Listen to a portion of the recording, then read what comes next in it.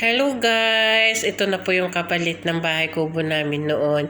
Kung noon nababasa kami sa ulan, natutuluan kami dahil sa wali. Tapos yero na sira-sira, butas-butas, tagpi-tagpi. Tapos yung bubong namin, ang daming nakasabit. Ito na po, natupad na po. Pinigay na po ni Papa Jesus yung pangarap namin mag-asawa na mabigyan ng maayos na bahay yung dalawa namin anak. At least kahit simple lang yung bahay namin, okay na po yan. Hindi na po kami mangangamba sa bagyo. Hindi na rin po kami mangangamba kung mababasa kami.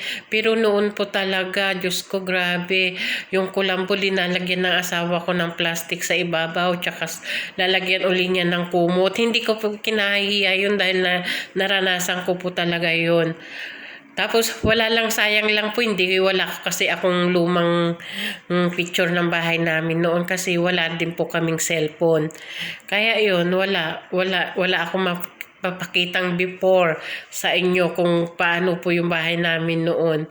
Sayang walang po sana makita natin yung before and after ko.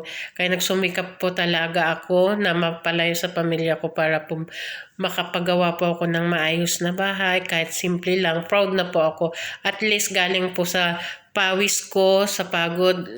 At proud na rin po ako sa asawa ko. Bye!